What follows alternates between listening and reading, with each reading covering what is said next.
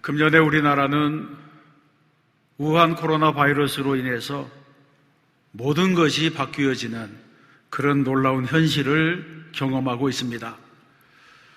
그동안에도 우리나라는 사스, 메르스, 신종플루와 같은 여러 가지 전염병을 거쳐왔지만 이번 우한 코로나 바이러스는 무증상 감염, 잠복기 감염, 이런 여러 가지 과거에는 없었던 감염이 일어나기 때문에 모두를 두렵게 하고 있습니다. 그래서 우리는 일상적으로 마스크를 착용하고 손 씻기를 자주 하고 손으로 얼굴을 만지지 않기, 그리고 기침할 때에 다른 사람에게 비말이 튀지 않도록 옷소매로 입 가리기 등 여러 가지 예방 조치를 취하고 있습니다. 지금 유럽의 감염 속도가 급속하게 빨라지는 것은 그 사람들은 우리가 지키고 있는 이런 기본적인 개인위생을 잘 지키지 않기 때문에 그렇게 급격한 확산을 경험하고 있는 것입니다. 그리고 보건의료체계가 우리보다 느슨하기 때문에 의료적인 혜택을 우리가 받는 것보다는 훨씬 덜 받고 있어서 아깝게 세상을 떠나가는 사람들이 많이 있습니다. 지금 우리나라에서는 이제 하루에 800명, 900명 감염자가 나오던 그런 시기를 지나서 100명 미만으로 낮아져 있는 우한 코로나 바이러스가 진정 국면에 들어가고 있습니다. 이렇게 우리나라가 진정 국면에 들어가고 있는 것은 전적으로 의료진들이 헌신적인 사투를 벌이면서 현장을 지키고 있기 때문입니다. 정부 당국자들은 상황이 조금만 나아지면 자화자찬을 하면서 부끄러운 줄도 모르고 마이크를 잡지만 우리는 다 알고 있습니다. 의료진들이 제대로 된 지원을 받지 못하면서 얼굴에 덕지덕지 반창고를 투쳐가며 의자에 기대어 쪽잠을 자며 온몸을 땀으로 적시면서 어떻게 현장을 지켜나가고 있는지 우리가 다 알고 있는 것입니다. 여러분, 국가의 존엄성이나 국격이 높아지는 것은 정치인들이 높이는 것이 아니라 이처럼 현장에서 온몸으로 싸우는 분들이 있기 때문에 높아지고 있는 것입니다. 이 사실을 우리가 알아야 됩니다. 사실 주일날이 되면 교회를 폐쇄하고 온라인으로 예배드리라고 하는 정부기관의 공고가 일주일에도 여러 차례 교회에 옵니다. 그리고 여러분들도 구청이나 방역당국으로부터 주일 예배 참여를 자제해달라고 하는 그런 문자를 또 수시로 받고 있습니다. 그러나 여러분, 우리가 세상을 돌아보면 이 세상은 위험하지 않은 곳이 없습니다. 교통사고로 인명피해가 발생하면 모든 자동차를 없애버리고 엘리베이터 사고가 발생하면 모든 엘리베이터 사용을 중지시키고 회사나 관공서에 확진자가 생기면 모든 회사와 관공서에 문을 닫을 수는 없는 것입니다. 이런 생각을 하는 사람은 비정상적인 생각을 하고 있는 것입니다. 여러분, 지금 우리나라도 확진자가 생기면 그 장소만 폐쇄하고 방역을 마치고 나면 그 장소가 다시 열리고 운영이 됩니다. 여러분, 한국에는 교회만 해도 6만여 개의 교회가 있는데 몇 교회에서 환자가 생겼다고 해서 전국의 6만 교회의 문을 모두 닫게 하는 것은 정상적인 행정이라고 볼 수가 없는 것입니다. 한국은 신천지 이단이 아닙니다. 여러분, 한번 곰곰이 생각해 보세요. 일반 직장은 한 공간을 하루에도 8시간 사용합니다. 그러니까 5일이면 모든 사람들이 한 사무실 안에서 40시간 정도 함께 일을 하는 것입니다. 식당, 카페, 자영업소, 대형마트들은 하루에 13시간 정도 문을 엽니다. 일주일 7일이라고 한다면 91시간 동안 문을 열고 일을 하는 것입니다. 특히 술집이나 클럽이나 노래방 같은 곳은 영업시간도 길고 접촉 감염의 위험이 최고로 높은 곳입니다. 또한 지하철과 버스로 출퇴근하는 사람들의 초밀접 장소에 노출되는 현장, 이것은 교회 예배와 비교할 수 없습니다. 그런 다중이 이동하는 공간에서 어떻게 2m 거리 두기를 하면서 생활할 수가 있겠습니까? 그에 비해서 한국교회가 예배당에서 예배드리는 시간은 1회에 1시간 남짓입니다. 주일에 4번 예배를 드려도 총 6시간 미만입니다. 예배를 한 번만 드리는 분은 일주일에 교회에 와서 1시간 30분 정도 머물다가 집으로 돌아가는 것입니다. 여러분, 지금 교회만큼 안전한 곳이 어디 있겠습니까? 만약에 성도들이 마스크를 쓰고 손세정제를 사용하고 체온을 측정하고 이렇게 널찍이 앉아서 예배를 드리고 교회가 금요일마다 전문 방역업체를 불러서 시설 전체를 방역하면서 예배를 드리는데 교회 안에서 우한 코로나가 감염된다면 다른 곳에 더 위험한 것은 이루 말할 수 없이 많은 것입니다. 교회만큼 안전한 곳이 없습니다. 만약 아직 일어나지 않은 위험 때문에 예방적으로 교회의 문을 닫아야 한다면 정부는 지금 당장 지하철과 버스와 택시 운행 이런 것을 중지시켜야 되고 사람이 밀집해서 모여서 일하고 있는 모든 직장과 관공서, 사업장의 공간도 폐쇄해야 될 것입니다. 그런데 정부는 우한 코로나가 발생한 장소만 일시 폐쇄하면서 지금 우한 코로나가 발생하지도 않은 모든 교회까지 폐쇄를 강요한다고 한다면 이것은 형평성에 맞는 일이 아니고 정부가 초기 방역에 실패한 것을 교회에 책임을 전가하려고 하는 의도라고 말할 수 있습니다. 교회에 대한 부정적인 여론을 호도해서 나쁜 이미지를 심는 의도적인 탄압과 다를 바가 없는 것입니다. 여러분, 초대교회가 카타콤에서 예배를 드린 것은 가족끼리 편하게 예배를 드리려고 한 것이 아니고 우한 코로나 바이러스와는 비교할 수 없는 위협과 핍박과 순교의 피를 흘렸기 때문입니다. 그래서 초대교회는 햇볕도 들어오지 아니하고 공기도 잘 순환되지 않고 물도 구하기 어렵고 세균과 바이러스가 번식하고 시체 썩는 냄새가 나고 전염병의 위협이 있는 지하 묘지를 교회로 예배 장소로 선택한 것입니다. 이것은 육신의 안전을 위한 선택이 아니라 신앙의 순수성을 지키기 위한 초대교회의 선택이었던 것입니다. 로마 시대의 초대교회는 그리스도인들이 사람을 죽여서 살과 피를 먹는다고 하는 핍박자들의 악의적인 소문과 그리스도인들이 로마에 불을 질렀다고 하는 권력자들의 모함을 받고 세상의 혐오거리가 되고 수많은 성도들이 순교의 피를 흘렸지만 그럼에도 불구하고 그들이 예배를 멈추지 않았습니다. 그래서 우리가 읽는 성경에 보게 되면 모이기를 패하는 어떤 사람들의 습관과 같이 하지 말라고 하는 이런 말씀이 남아있는 것입니다. 교회는 정부 당국의 요청이 객관적이고 과학적이고 합리적이며 형평성을 깨트리지 않는 것이라고 한다면 협조해야 됩니다. 그러나 위험성이 있는 다른 곳은 다 놔두고 교회만을 표적으로 삼아서 책임을 전가하는 일에는 결연히 반대해야 하는 것입니다. 저는 개인적으로 한국교회가 가정에서 예배를 드려야 되는 때는 모든 직장이 폐쇄되고 대중교통이 통제되거나 기독교를 탄압하는 핍박의 때가 되면 그때는 지하교회로 모여야 한다고 생각합니다. 그러나 지금은 일반 시민들이 교회보다 더 용감하게 집 밖에서 일주일 내내 사회생활을 하고 있습니다. 지금은 교회 문을 닫을 때가 아니라고 하는 것입니다. 오히려 정부 당국자들은 교회를 향해서 나라와 민족을 위해서 우한 코로나 바이러스 퇴치를 위해서 하나님께 기도해달라고 요청해야 될 때가 된 것입니다. 교회는 세상에게 모든 면에서 인정을 받으려고 하는 욕심을 버려야 하고 오직 하나님을 기쁘시게 하려고 해야 하는 것입니다. 이것이 바로 교회와 성도의 자세가 되어야 하고 교회를 섬기는 목회자의 자세가 되어야 합니다.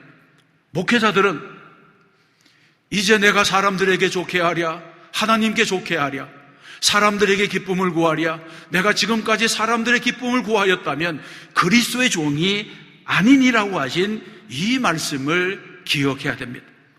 그리고 모든 성도들은 하나님 앞에서 너희의 말을 듣는 것이 하나님의 말씀을 듣는 것보다 옳은가 판단하라고 했던 그 초대교회의 신앙 고백에 귀를 기울여야 하는 것입니다. 우리는 이런 어려운 때를 만나 더 하나님의 보좌에 가까이 나가서 하나님께 무릎을 꿇고 회개의 기도를 드리고 중보의 기도를 드리고 이 악한 질병이 떠나갈 수 있도록 하나님 앞에 기도하는 교회와 성도가 되어야 할 줄로 믿습니다.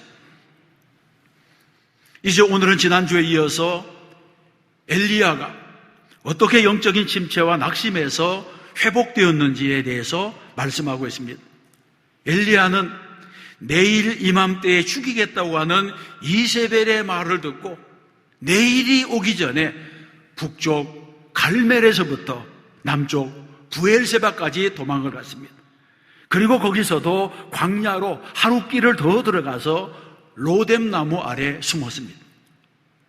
그럼에도 불구하고 하나님께서는 엘리야를 끝까지 추적하셔서 만나주셨습니다. 그리고 이 엘리야를 어루만져 주시면서 먹을 것을 주시며 말씀합니다. 일어나 먹으라. 내가 갈 길을 나가지 못할까 하노라. 그렇게 말씀합니다. 그러자 엘리야는 일어나 먹고 마시고 그 음식물의 힘을 의지하여 40주 40야를 가서 하나님의 산 호렙에 이르렀다고 말씀합니다. 이것은 마치 이스라엘 백성들이 광야 40년 동안 만나를 먹고 약속의 땅 가나안에 이르렀던 것처럼 엘리야는 하나님이 주시는 떡을 먹고 호렙에까지 이르게 된 것입니다. 여러분, 우리도 광야 같은 세상 길을 살아가면서 하나님의 양식을 먹어야 됩니다. 하나님이 주시는 양식을 먹지 않으면 우리는 우리가 가는 길을 이기지 못하게 된다는 것입니다. 그래서 예수님께서도 이스라엘이 광야에서 만나를 먹었던 것에 비유해서 나는 생명의 떡이니 내게 오는 자는 결코 줄이지 아니할 터이요 나를 믿는 자는 영원히 목마르지 아니하리라고 말씀했습니다. 여기서 말씀하는 이 떡은 영적인 양식입니다. 우리 역시 예수님의 말씀인 이 생명의 떡을 먹지 아니하면 호렙산에 이르지 못한다는 것입니다. 그래서 우리는 신앙생활하는 가운데 부단히 말씀의 은혜를 사모해야 되고 말씀의 양식을 영의 양식으로 먹어야 하는 것입니다. 그러면 40일 만에 호렙산에 이른 엘리야가 무엇을 했습니까? 9절에 보게 되면 엘리야가 그곳 굴에 들어가 거기서 머물렀다고 말합니다. 여러분, 40주 40야를 걸어왔기 때문에 굴에 들어가서 쉬는 것이 뭐가 나무랄 일이 되겠습니까? 그런데 중요한 것은 성경에서 그곳에서 머물렀다고 말했다는 것입니다. 이 말은 엘리야가 잠시 쉰 것이 아니라 장시간 그 굴 속에 머물렀다고 하는 것을 의미합니다. 그래서 다시 찾아오신 하나님께서 엘리야에게 말씀합니다. 엘리야야, 내가 어찌하여 여기 있느냐? 그런데 이 질문에 엘리야의 대답이 의미심장합니다. 10절에 보게 되면 이스라엘 자손이 주의 언약을 버리고 주의 제단을 헐며 칼로 주의 선지자를 죽였음이오며 오직 나만 남았거늘 그들이 내 생명을 찾아 빼앗으려 하나이다. 이렇게 대답을 했습니다.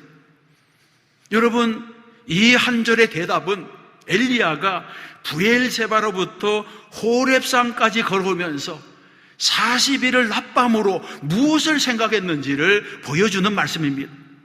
엘리야는 광야길을 걸으면서 그리고 또 호렙에 이르러서 굴 속에 누워서 두문불출하면서 지금껏 자기가 당한 일이 너무나 억울하고 너무나 분하고 너무나 괴로워했다고 하는 것입니다. 그러면서 하나님께 원망하는 것입니다. 내가 만군의 하나님 여호와께 열심히 유별하였는데 도대체 내가 왜 이 꼴이 된 것입니까?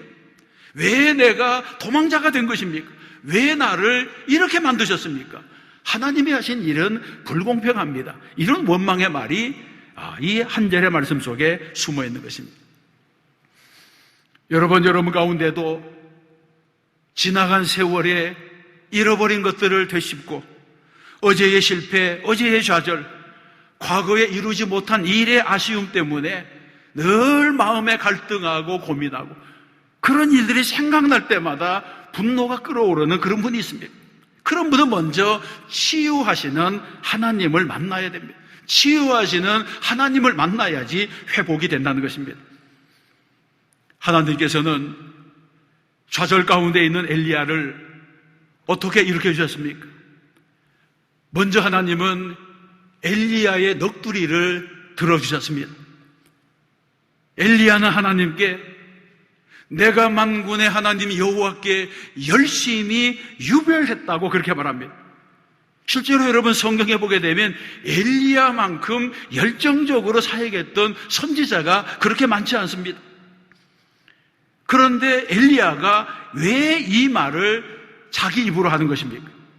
이 말을 자기 입으로 하는 것은 내가 열심히 일한 것을 하나님이 알아주세요, 이런 일 때문에 말하는 것이 아니라 내가 이렇게 열심을 품고 하나님을 섬겼는데 지금 나를 왜 이 모양이 되게 하신 것입니까? 이런 원망이 이 짧은 말 속에 있는 것입니다. 여러분, 우리도 역시 엘리야처럼 열심히 봉사하다가 일이 잘못되거나 일이 실패하거나 일이 완성되지 못하면 마음속으로 억울해하면서 하나님을 원망할 수가 있습니다. 믿음이 좋은 사람에게도 이런 일들이 생길 수가 있다고 하는 것입니다. 그러면 엘리야는 왜 이렇게 된 것입니까? 여기에 중요한 초점이 하나 있습니다. 많은 사람들이 입으로는 하나님의 능력으로 일한다고 하면서도 실제로는 자신의 열심으로 일한다고 생각하는 사람들이 많습니다. 엘리야처럼 내가 하나님을 위해서 열심히 일했기 때문에 갈멜산의 승리가 온 것입니다, 이렇게 생각한다는 것입니다. 그래서 하나님께서 하신 일조차도 마치 자기가 한 일처럼 생각하게 됩니다. 이런 버릇이 생기면 모든 일이 내 열심으로 된 것이고 내가 열심히 헌신했기 때문에 하나님께서 지금 내 덕을 보고 계신다, 이렇게 생각하게 됩니다. 더 나쁜 것은 내가 열심히 일했다고 생각하는데 결과가 좋지 않으면 하나님을 탓하게 된다고 하는 것입니다. 그러므로 우리는 신앙생활 가운데 이런 유혹에서 벗어나야 합니다. 여러분 생각해 보세요. 누가 나를 뛰어나게 하신 것입니까? 내가 가진 것 중에 하나님께 받지 않은 것이 무엇이 있습니까? 우리는 언제나 내게 주신 모든 은혜를 내가 여호와께 무엇으로 보답할까, 이런 마음으로 살아야 됩니다.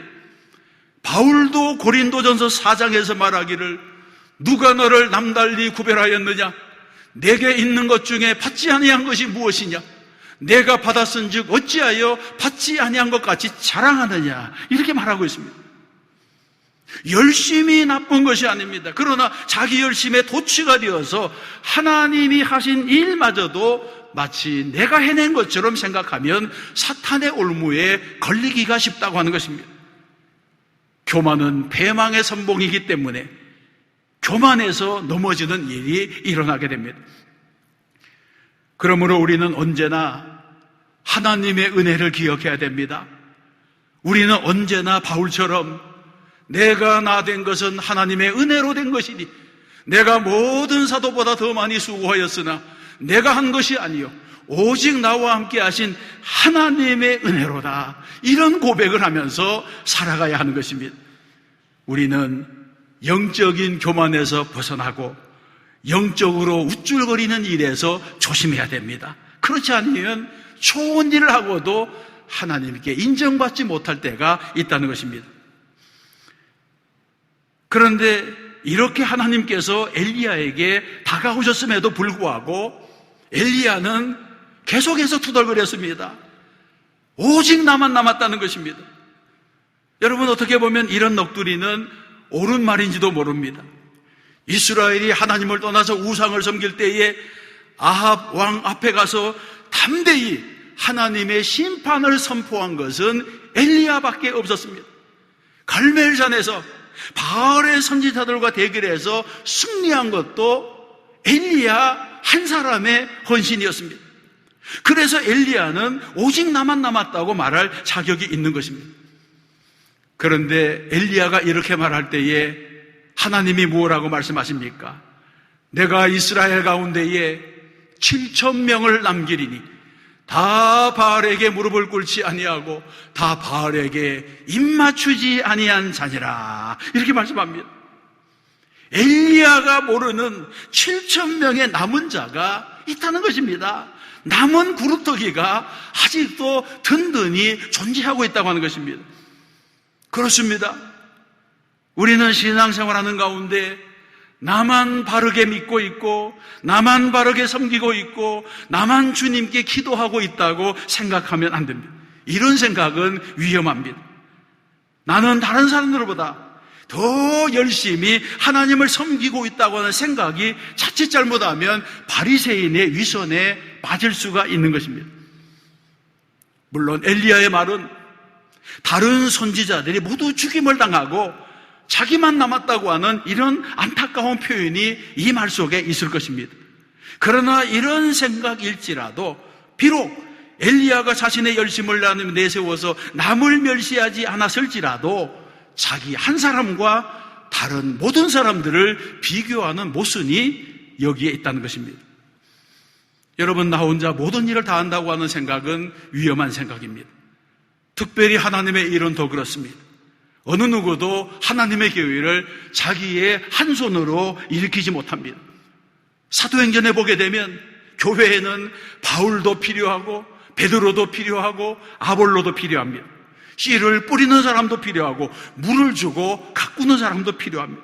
교회 안에는 다양한 은사가 있습니다. 그리고 중요한 것은 어느 시대에나 하나님이 남겨두신 7,000명이 있다고 하는 사실입니다.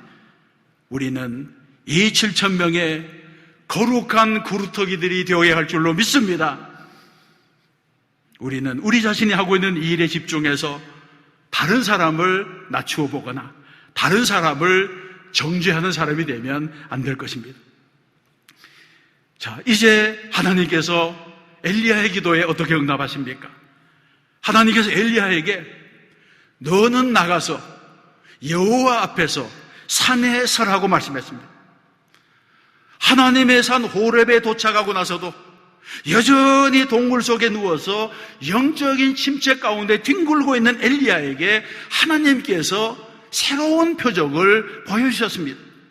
11절과 12절에 보게 되면 여호와께서 지나가시는데 여호와 앞에 크고 강한 바람이 산을 가르고 바위를 부수나 바람 가운데에 여호와께서 계시지 아니하며 바람 후에 지진이 있으나 지진 가운데에도 여호와께서 계시지 아니하며 지진 후에 불이 있으나 불 가운데도 여호와께서 계시지 아니하더니 불 후에 세미한 소리가 있는지라고 말씀합니다. 여러분, 이 말씀이 무엇을 의미합니까? 호렙산은 모세가 사명을 받은 산이고 출애굽기에는 10계명을 받은 산입니다. 하나님께서 호렙산에 강림하실 때에는 불 가운데 강림하시거나 그렇지 않으면 옹기점의 연기처럼 빽빽한 구름과 우레와 번개와 나팔소리 가운데 강림하셨습니다. 갈멜산에서도 하나님은 불로 임하셔서 제단의 모든 것을 태우셨습니다. 혹시 엘리야는 이번에도 하나님께서 또 한 번의 불을 내려주셔서 이세벨을 죽이고 모든 문제를 해결해 주시기를 기대했는지도 모릅니다. 그러나 하나님께서는 산을 가르고 바위를 부수는 바람 가운데 계시지 아니하고 땅을 가르는 지진 가운데도 계시지 아니하고 지진 후에 불 가운데도 계시지 않았습니다. 오히려 강한 바람과 지진과 불이 다 지나가고 난 이후에 세미한 소리로 엘리야야, 내가 어찌하여 여기 있느냐, 이렇게 부르시고 있는 것입니다. 여러분, 이것은 전혀 새로운 하나님의 계시였습니다. 갈멜산에서 승리한 이후에 하나님의 임재가 다시 불로 나타나지 아니할까, 이렇게 생각했던 엘리야의 모든 고정관념을 깨트리시며 불이 전부가 아니라고 하는 것을 보여주셨습니다. 불이 내리지 아니하더라도, 예전에 경험했던 능력이 나타나지 않아도 하나님의 일은 계속되고 있다고 하는 것입니다. 강한 바람과 지진과 불이 다시 당한 이후에 세미한 음성으로 나타나신 하나님께서 엘리야에게 주신 것이 무엇입니까? 엘리야에게 재소명을 주신 것입니다. 굴 속에 누워있는 엘리야를 우리 하나님께서 다시 일으켜 주셔서 너희의 선지자의 사명은 아직 끝나지 않았다. 하나님의 구원 활동은 아직 끝나지 않았다고 하는 것을 알게 하셨습니다. 하나님께서 동굴 속에 누워서 침체에 빠져서 일어나지 못하는 엘리야를 일으켜 주시고 새로운 사명, 새로운 소명을 주신 것입니다. 여러분, 이 세상에서는 실패한 사람을 다시 쓰려고 하지 않습니다. 그러나 하나님은 종종 실패한 종들에게 재소명을 주시고 오히려 처음보다 더 중요한 사역을 맡기시기도 합니다. 베드로와 11제자, 바울과 요나, 그 밖에 수많은 사람들이 실패의 현장에서 두 번째 기회를 주시는 하나님의 손에 붙들려서 성공적인 사역자가 되었습니다. 혹시 침체의 현장에 머무르고 계신 분이 있습니까? 비록 실패와 좌절의 현장에 있을지라도 나를 부르시는 하나님의 세미한 음성을 들으시고 일어서는 분들이 되시기를 바랍니다. 하나님께서는 절대로 택한 백성을 넘어진 자리에, 쓰러진 자리에 버려두지 아니하시는 것입니다.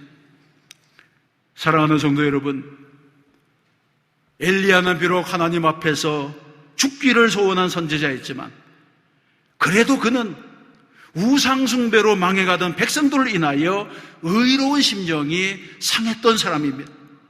그래서 비록 잘못된 기도를 드렸지만 가장 적합한 응답으로 이 엘리야를 새롭게 하신 것입니다. 잠언 10장에서 말씀합니다. 악인에게는 그의 두려워하는 것이 임하거니와 의인은 그 원하는 것이 이루어지느니라. 아멘.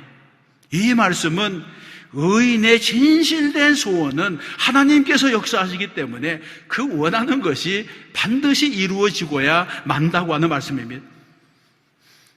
오늘과 같이 혼란한 시대에도 하나님은 세미한 음성으로 우리에게 말씀하시는 줄로 믿습니다. 예배를 통해서, 말씀을 통해서, 기도를 통해서, 묵상을 통해서 말씀합니다. 우리는 이 하나님의 음성을 듣고 하나님이 주시는 위로를 받고 모든 낙심과 좌절에서 일어나야 하는 것입니다. 주님은 우리의 영과 혼과 육체를 치료해 주시는 분입니다.